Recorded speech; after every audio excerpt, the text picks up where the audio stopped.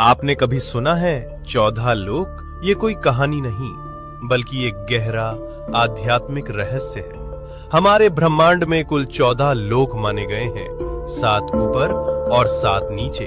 ऊपर के 7 लोक, इन लोकों में आत्मा ऊंचाई की ओर बढ़ती है, ज्ञान, शांति और मोक्ष की दिशा में। भूलोक, ये वो लोक है जहां हम सभी मनुष्य रहते हैं। इसे मृत्यु लोक भी कहा जाता है, क्योंकि यहाँ जन्म और मृत्यु का चक्र चलता रहता है। भूवर लोक, ये लोक भूलोक और स्वर्ग लोक के बीच स्थित है। ये ऊर्जा रूपों का क्षेत्र है जो भौतिक और दिव्य लोकों को जोड़ता है। स्वर्ग लोक, देवताओं का लोक, जहां इंद्र और अन्य देवता निवास करते हैं।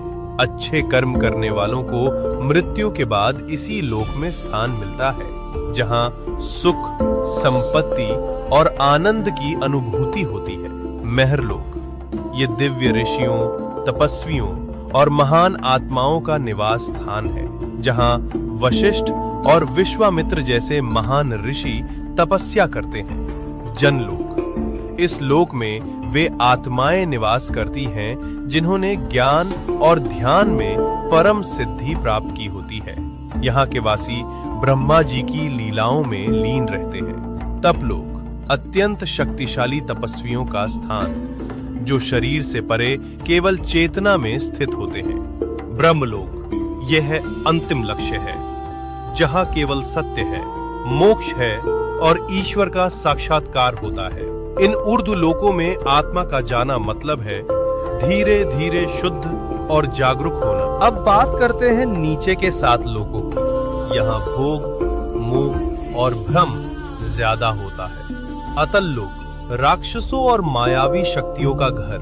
वितल लोक, जहाँ कामनाएं और भोग हावी रहते हैं। सुतल लोक, राजा बलि का लोक। वे दानवीर थे, लेकिन उनमें अहंकार भी था।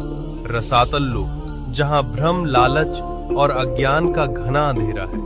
तालातल लोक, छल, धोखा और झूठ से भरा हुआ लोक। महातल लोक, जहां अंधकार और अहंकार का बोलबाला है। पाताल लोक, सबसे नीचे का लोक, तामसिक ऊर्जा और इच्छाओं का केंद्र। लेकिन इन सब का मतलब सिर्फ बाहरी दुनिया नहीं है। ये 7 लोक हमारे भीतर की नकारात्मक सोच और कमजोरियों का प्रतीक हैं। तो जब हम सच्चाई, भक्ति और सेवा में लगते हैं, हम ऊपर के लोकों से जुड़ते हैं, और जब हम लालच, मोह और गुस्से में फंसते हैं, हम नीचे गिरते हैं। सोच बदलो, लोक बदल जाएगा।